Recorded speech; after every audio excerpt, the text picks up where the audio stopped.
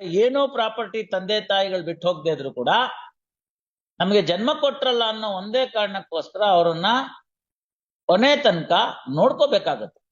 ನಾವು ಚಿಕ್ಕ ಮಕ್ಳಿದ್ದಾಗ ನಮ್ಗೆ ಕಂಟ್ರೋಲ್ ಇಲ್ದೆಲ್ನೇ ಇರುವಾಗ, ಒಳತ್ ಯಾವ್ದು ಕೆಡ್ತ ಯಾವ್ದು ಅಂತ ಗೊತ್ತಿಲ್ದೆ ಇದ್ದಾಗ, ತಂದೆ ತಾಯಿಗಳ ಮೇಲೆ ಅಸಹ್ಯ ಮಾಡಿದಾಗ ಅವ್ರು ನಮ್ಮನ್ನ ಸಾಯಿಸ್ಬಿಟ್ರೇನು? ಇಲ್ವಲ್ಲ. ಈಗ ಅವರು ಆ ಏಜ್ ತಲುಪ್ತಾರೆ, 80 ಆಗುತ್ತೆ, 90 ಆಗುತ್ತೆ, ಪ್ರಾಸ್ಟ್ರೇಟ್ ಎನ್ಲಾರ್ಮೆಂಟ್ ಇರುತ್ತೆ, ಮತ್ತೊಂದಿರುತ್ತೆ, ಮಗದೊಂದಿರುತ್ತೆ, ತೊಂದರೆ ತಾಪತ್ರಯಗಳಿರುತ್ತೆ, ಕೈಕಾಲ್ ಬಿದ್ದೋಗೋ ಪರಿಸ್ಥಿತಿ ಬಂದಿರುತ್ತೆ, ಕಂಟ್ರೋಲ್ ಇರಲ್ಲ ಆರ್ಗನ್ಸ್ ಮೇಲೆ. ಅಸಹ್ಯ ಪಟ್ಕೊಳಕ್ಕಾಗತ್ತಾ? ಅವ್ರಂಗೆ ಅಸಹ್ಯ ಪಟ್ಕೊಂಡು ನಮ್ಮನ್ನ ಬೀದಿಗೆ ತಳ್ಳಿಬಿಟ್ರ?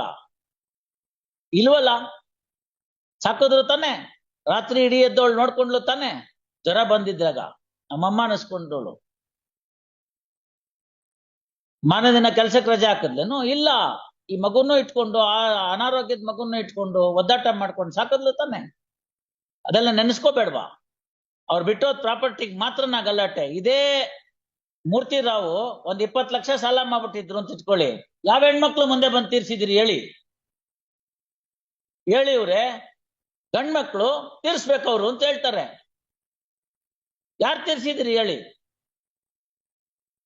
ಅದೇ ಅಕ್ಕನ ಮಗಳ ತಂಗಿ ಮಗಳು ಇವ್ರದ್ದು ಮದ್ವೆ ಆಯ್ತು ಅಂತಂದ್ರೆ, ಅಕ್ಕ ಅಥವಾ ತಂಗಿ ಮದ್ವೆ ಆಯ್ತು ಅಂದ್ರೆ, ಆ ಗಂಡುಡ್ಗ ಆದವನು ವಂಚೆ ಮೇಲಕ್ಕೆ ಕೊಟ್ಕೊಂಡು ಊರೆಲ್ಲ ಓಡಾಡಿ ಬಡ್ಸೋದ್ರಿಂದ ಹಿಡಿದು ಎಂಜಲ್ ಲೋಟ ತೆಗೆಯೋದ್ರಿಂದ ಎಲ್ಲ ಮಾಡಿರ್ತಾರೆ.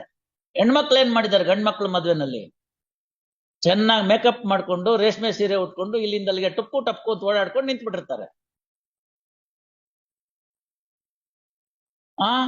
ಅವ್ರು ಹೇಳ್ತಾರೆ ಊರವರೆಲ್ಲ, ಗಂಡ್ಮಗು ನೀನು ನಿನ್ ತಂಗಿ ಮದ್ವೆ ಮಾಡ್ಬೇಕು, ನಿಮ್ ಮನೆ ಮಂತನದ್ ಕಾಪಾಡ್ಬೇಕು ಅಂತ. ಆ ಸಿಸ್ಟಮ್ನ, ಆ ಸೊಸೈಟಿನ ಬರೇ ಒಂದು ಸೆಕ್ಷನ್ 6 ಹಾಳು ಮಾಡ್ಬಿಡ್ತು. Look at China, population explosion ಅನ್ಬಿಟ್ಟು the government put certain restrictions.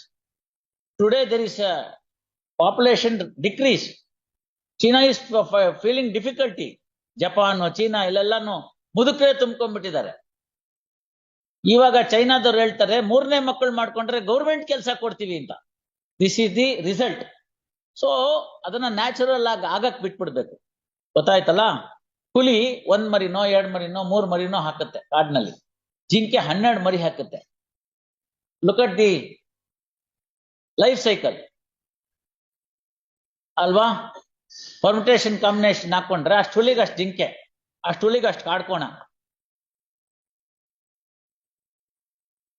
ನಾವು ಆಲ್ಟರ್ ಮಾಡಕ್ ಹೋಗ್ಬಾರ್ದು, ಅದನ್ನ ಬಿಡ್ಬೇಕು ಅಷ್ಟಕ್ಕೆ. ನಾನು ಏನಿಲ್ದೆ ಹೋದ್ರು ನಿಮ್ಮನ್ನ ಈ ಭೂಮಿಗೆ ತಂದ್ರು ತಾನೆ. ಈಗಿನ ಕಾಲದ ಮಕ್ಳು ಕೇಳ್ತಾರಲ್ಲ, ಅವೆಲ್ಲ ಏನೋ ಟಿವಿ ಸೀರಿಯಲ್ಗೆ ಪಿಕ್ಚರ್ಗೆ ಚೆನ್ನಾಗಿರುತ್ತೆ. ನಿಮ್ ತೀಟೆಗೆ ನೀವು ನಮ್ಮನ್ನ ನುಡ್ಸಿದ್ರಿ, ನಾವೇ ನುಡ್ಸುವಂತ ಅಪ್ಲಿಕೇಶನ್ ಹಾಕೊಂಡಿದ್ವಾ ಅಂತ. ಅದೇ ಮಾತನ್ನ ಅವನ್ ಮಗಳು ನಾಳೆ ಬೆಳಗ್ಗೆ ಕೇಳಿದಾಗ, ಅವನ್ ಮಗ ಕೇಳಿದಾಗ ಅವ್ನಿಗೆ ಗೊತ್ತಾಗುತ್ತೆ ನೋವು ಎಷ್ಟು ಅಂತ. Procreation is one of the important significant factor of the institution called marriage. ಗೊತ್ತಾಯ್ತಲ್ಲ? ಮಾತಾ ಪೂರ್ವ ರೂಪಂ ಪಿತೋತ್ತರ ರೂಪಂ ಅಂತ ಹೇಳ್ತಾರಲ್ಲಿ. ಮಾತಾ ಪೂರ್ವ ರೂಪಂ ಉತ್ತರ ರೂಪಂ ಪ್ರಜಾಸಂಧಿ ಪ್ರಜನನಂ ಸಂಧಾನಂ ಅಂತ ಅನುಶಾಸನ.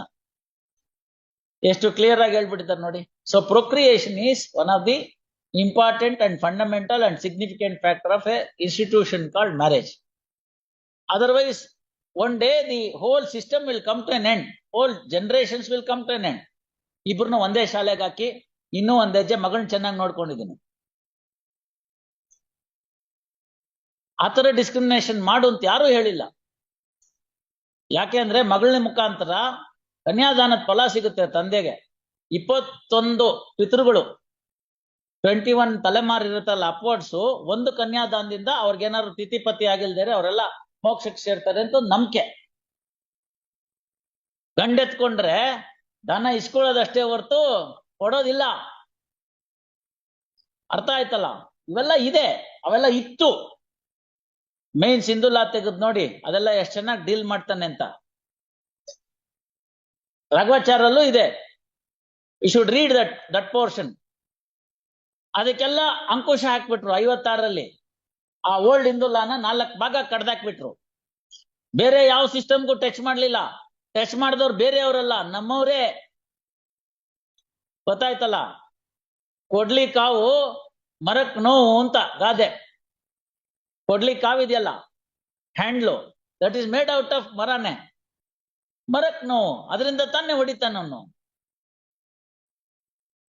So no other personal law system was tinkered in the 1956. It is only the Hindu law.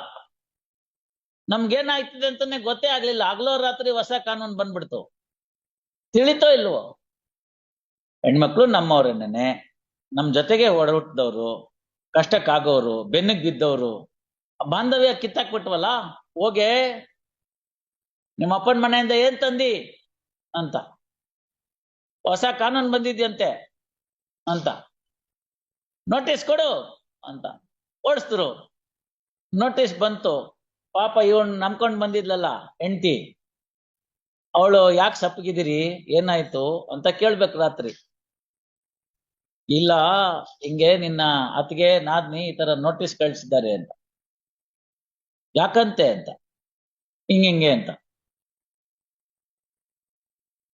2 ದಿನ ಸುಮ್ನಿದ್ದ ಗಂಡ. 3ನೇ ದಿನ ಯೋಚನೆ ಮಾಡ್ದ, ನಿಮ್ಮಪ್ಪನ ಮನೇಲಿ ಏನೇನಿದೆ ಅಂತ. ಆಯ್ತಾ ಇಲ್ಲ? ಈ ಕಡೆ ಪ್ಲೈಂಟಿಫ್ ಲಾಯರ್, ಆ ಕಡೆ ಡಿಫೆಂಡೆಂಟ್, ಈ ಕಡೆ ಡಿಫೆಂಡೆಂಟ್ ಲಾಯರ್, ಆ ಕಡೆ ಪ್ಲೈಂಟಿಫ್.